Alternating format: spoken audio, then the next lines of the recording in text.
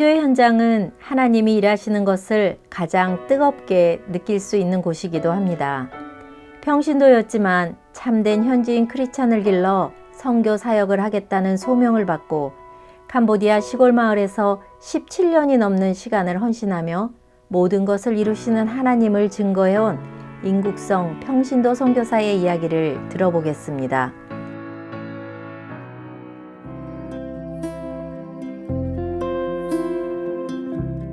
앙코르와트라는 찬란한 문화유산과 킬링필드의 아픈 역사를 가진 나라 캄보디아.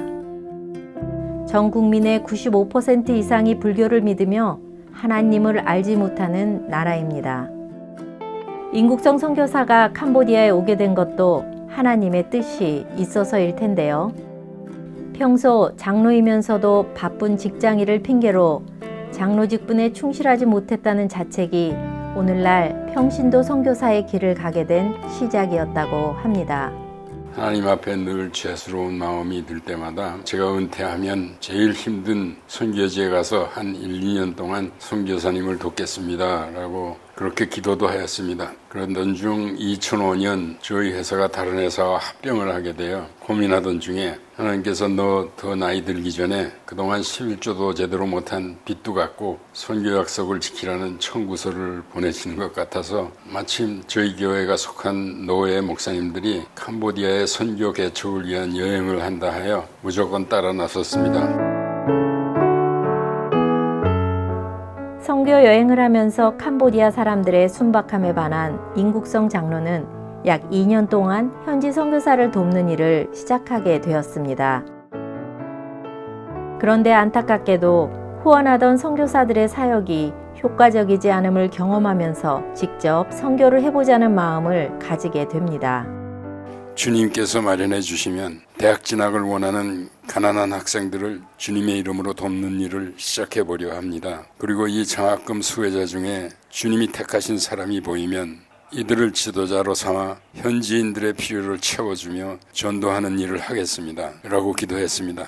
그리고 제가 자비량으로 할 수 있는 예산을 뽑아보니 11명 정도의 학생을 4년 동안 도와줄 수 있겠다 생각했습니다. 그렇게 인국성 선교사는 2007년 10월에 직접 11명의 학생들을 뽑아 함께 기숙하게 하면서 4년간의 대학 등록금과 생활비를 지원해주는 프로젝트를 시작하게 됩니다. 학생들에게 요구했던 조건은 간단했습니다.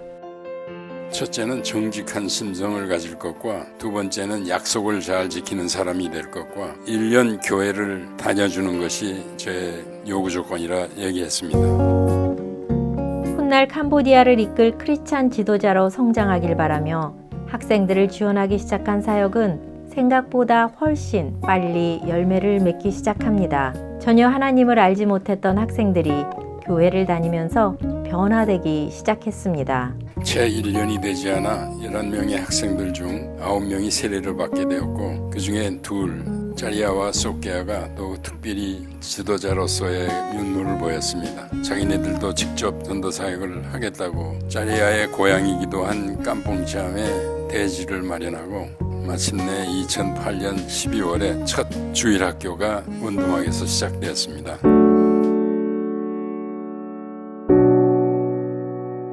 그들을 향한 하나님의 응답은 계속되었습니다. 주말 성경학교 시간을 1박 2일로 더 늘리기 위해 먼 곳에서 오는 학생들과 부모들이 묵을 수 있는 숙소 건축을 위해 기도하였고 숙소가 생긴 다음엔 주중에도 공부를 하고 싶어하는 동네 아이들을 위해 숙소 복도에서 학생들을 가르치기 시작했습니다. 비공식적이지만 학교가 시작되게 된 것이죠. 정식 초등학교 인증을 받기 위해서는 최소 서너 개의 교실이 있어야 되기 때문에 이를 위해서 기도하기 시작했는데 하나님은 필요를 아시고 한국의 한 교회를 통해 교실 2개가 갖추어진 멋진 건물을 지어주시게 됩니다. 마침내 2010년 5월 정식 초등학교 허가를 받게 되는 기적과 같은 일이 벌어졌습니다. 하나님의 일을 할 신실한 사람만 준비되면 필요한 도구들은 생각지도 못한 누구를 통하여서라도 하나님께서 기필코 이루어내신다는 것을 온몸으로 채워온 시간들이었습니다. 그러므로 사람을 양육하는 그 사역이 얼마나 또 중요한지를 다시 한 번 더 느끼게 하였습니다. 처음 2년간은 무료로 학교를 운영하였습니다. 하지만 파송해준 교회도 없는 자비량 선교사이다 보니 재정에 한계가 있었고 또한 선교사님의 나이가 있어서 이 사역이 계속되기 위해서는 학교가 자립할 수 있는 능력이 꼭 필요했습니다. 한 가족의 도움으로 양계장을 시작하게 되었고 최대 1200마리의 닭을 키워보기도 했지만 5개월 동안 수입은 $100가 안 되는 처참한 상황이 발생합니다. 그런데 하나님은 전혀 다른 방법으로 자립을 준비해 두시고 계셨습니다. 캄보디아의 경제 개방으로 외국 자본들이 고무농장에 투입되면서 이곳 주민들의 소득이 갑자기 늘어나서 학비를 낼 수 있게 됐습니다. 2007년부터 4년간 대학생활 지원을 했던 11명 중 2명이었던 짜리아와 소케아 두 학생은 사명감으로 가득 찬 지도자로 성장했습니다. 성경 공부와 설교를 통해 아이들에게 하나님을 경험하게 합니다. 단순히 성경 지식을 전하는 사람이 아니라 그동안 하나님의 약속이 성취되어 왔던 과정을 체험한 목격자로서의 간절함과 절실함이 전달됩니다. 특별히 아이들을 사랑하는 마음이 너무나 많아서 우리 초등학교 아이들까지도 주일학교 학생들처럼 이렇게 안아주고 이렇게 사랑해 주니까 우리 레귤러 초등학교 학생들도 너무나 좋아합니다. 원드막 주일학교로부터 시작된 교회는 어린이들과 청소년 위주로 운영되고 있습니다. 학교의 토탈 그로스 인컴의 10%는 이 교회의 11조로 바쳐져서 교회 운영을 도와주고 또한 지역사회를 위한 활동들도 열심입니다.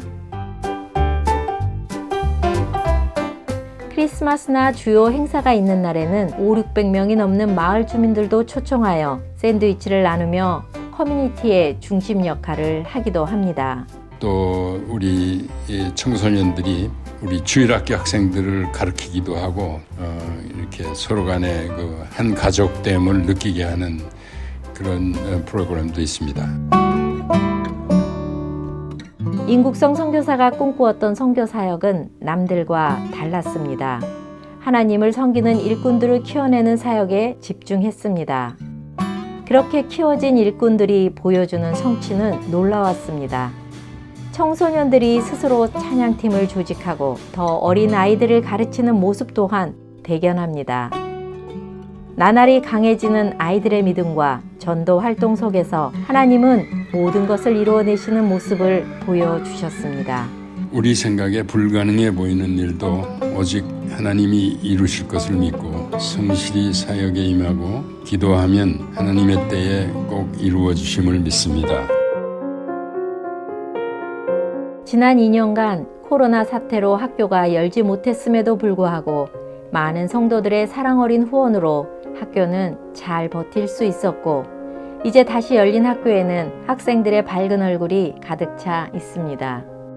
인국성 선교사는 초등학교 다음 프로젝트를 준비하고 있습니다. 바로 중고등학교의 설립입니다.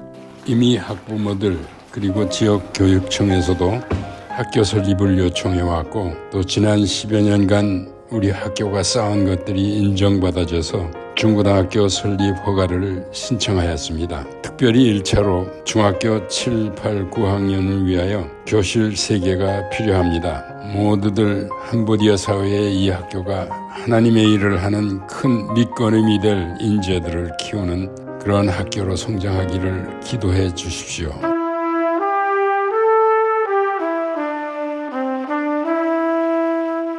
하나님의 손길 아래에서는 이루어지지 않는 일이 없습니다. 때론 시간이 걸려도 비록 너무 오래 걸려서 우리 세대에 이루어지지 않는다고 해도 하나님은 언젠가 당신의 나라를 세우시고 당신의 뜻을 펼치실 것입니다. 오늘 우리가 쏟는 땀방울이, 우리가 올리는 기도 한마디가, 하나님의 나라로 보내는 조그만 우리의 헌금이 언젠가 이루어질 하나님 나라의 울타리, 한 조각이 되길 소망합니다. 하나님, 사랑합니다.